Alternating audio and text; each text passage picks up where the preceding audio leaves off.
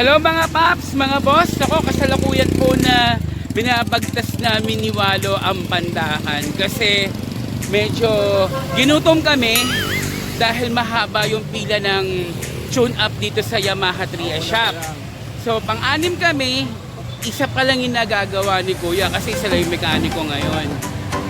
So hintayin natin kung ano oras matatapos yun.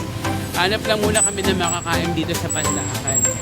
Kasi ito yung preparasyon ko para sa pagre-renew ng registro ni Coco.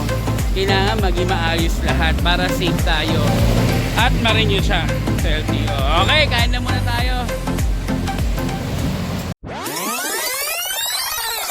Medyo marami lang talaga nakapila ngayon. Konting tiyaga lang. Pang-anim tayo so dalawa na yung nakapasok. So wait lang natin. So ayan na mga Chosero, it's our turn na. Ayan, nag-uusap lang kami ni Kuya Cesar kung ano yung mga problema ko kay Coco na dapat may ayos para dun sa pag-renew namin wala mga depekto. Okay? So pa-tune up na natin si Coco kay Kuya Cesar na 100% talagang pag nilabas nyo ang motor nyo talagang kala mo talaga brand new.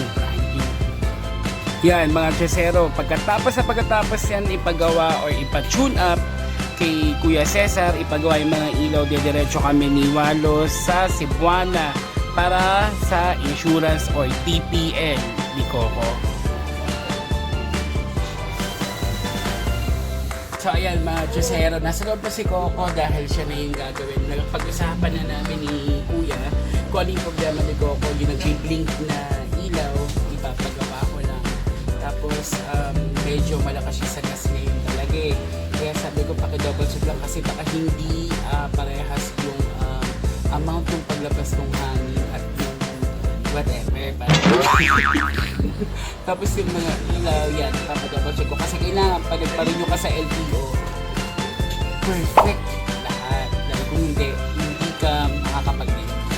So hintayin lang natin after ayan, finally Chosero, 3:54, makakaalis na kami from 9 AM. Pero sulit naman. Boses, kasi aircon sa loob. Oo, pero sulit naman Chosero. Okay na si Coco.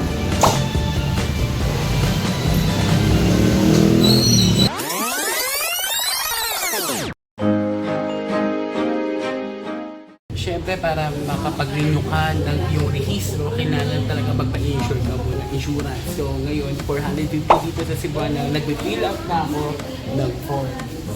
So, nakapagbayad na tayo. Okay? So, after nito, punta na tayong LTO para tuloy-tuloy na. Papa-emission tayo, tapos pariso tayo. I-update ko kayo, Chosero, kung magkakano na ngayon yung mga fees. Di ba?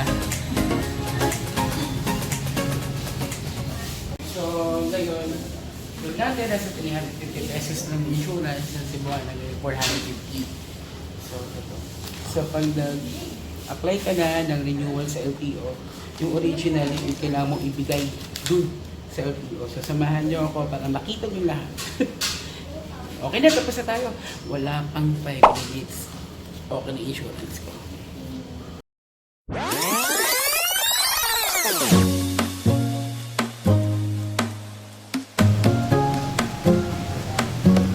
Emission testing ang kailangan ninyo ipakita yung TPL, yung OR and CR. Yung OR and CR photocopy lang pero yung TPL yung original kasi i-attach nila dun yung resulta ng emission testing.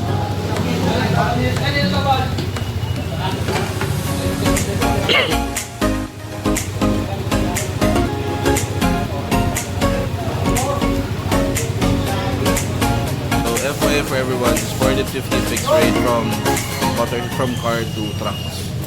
Lahat, no? 450 pesos is standard. Yeah.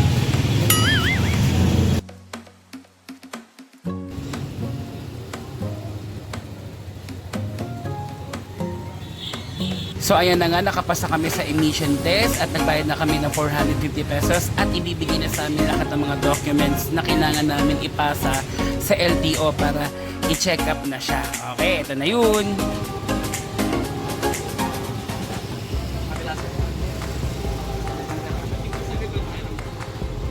ulit sir ng kaliwa.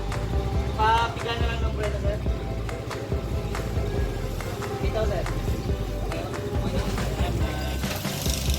At nga yung signal light, left and right, tapos ang red light, tsaka yung brake natin kung gaano kalakas. So yun, yun yung kanilang pag-check up ng motor. So balik na ulit tayo doon. Pero napasa na natin yung sa window 1, yung mga requirements natin. Okay? Balik na tayo doon. Yung OR, yung TTL, yung ignition, yung FTL. Window 11 na tayo.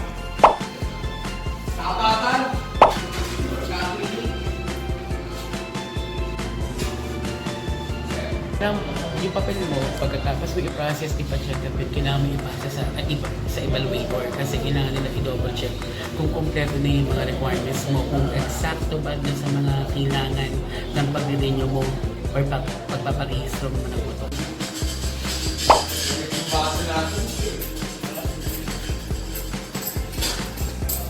Window 50. Yes, thank you. Marichel, Window Halloween, 50 na window tayo. 7. Magkano? 308.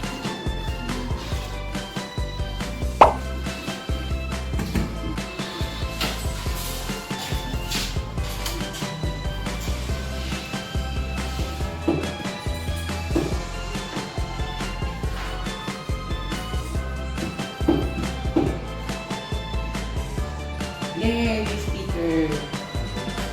May sticker na? Yeah! Salamat po. Tingin. And done! Ready na. At may sticker na ako. Yay! So, ganun lang kadali mga tesero. Kung legal kayo sa mga requirements nyo, legit. Wala bang biging content. Ayan, so tapos na kami kumuha ng renewal ni Coco. So, legit naman lahat ng mga requirements natin kaya wala naging problema. In 30 minutes, nakuha namin pero muntik na ako mabulyasa sa emission test kasi akala nila si Coco kulay pula. Pero ang kulay talaga ni Coco is metallic orange, which is yun ang nakalagay sa OR. Ibig sabihin, kapag nagpa-decal kayo, nagpa-paint kayo, make sure na pa-renew nyo yung color ng motor nyo or else hindi matutuloy pa na pa-register nyo. Tama. Ayan, lumipat na kami ng pwesto dahil sobrang init, sobrang taas ng araw. Nire-renovate kasi yung... Nire-renovate kasi yung LTO. So, ayun nga, kumbaga parang kailangan yung inyong document o yung OR ninyo or CR ninyo, dapat yung totoong legit na color talaga para hindi kayo magka-problema sa emission testing center. How much yung emission? Okay, ang emission testing fee is 450 pesos. Yung TTL or insurance na tinatawag, kinuha ko lang din sa Cebuana, 450 pesos din yun. Tapos dito sa LTO, yung pag-process na ng papel ng yung OR is 436 pesos. So, 450, 436. So, parang approximately parang nasa 1.5 din. Yes, hindi ako magaling sa math. Parang nasa 1,500 din yung pag-process mo ng renewal ng rehistro ng motorcycle. Alright, so again, insurance po. Then, pa-tune up nyo po yung motor nyo to make sure na wala magiging problema. Go to emission testing. Make sure updated yung papeles nyo, yung kulay, most specifically yung kulay. And then, diretso na po kayo para sa i-check yung lights, stencil, and all ng motor. And then, fifth, evaluation. And then, cashier. And then, releasing. At may sticker na. may sticker na. At wag niyo pong makalimutan talaga, usap po kami ng LTO about dun po sa pag-change ng ownership sa mga second-hand motorcycle. Nasabi ko nga po dun talaga sa unang vlog natin na kailangan po talaga dumaan po kayo sa HPG para kumuha ng clearance. Tapos, may deed of sale kayo ng may-ari.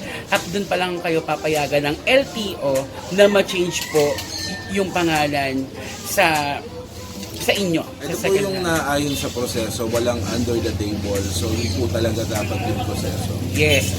Hanggang dito na lang po mga Chesero. So, sana nakabigay kami ng tulong sa mga bagong may motorcycle. And again, may Okay? sticker na, 2019. Tama.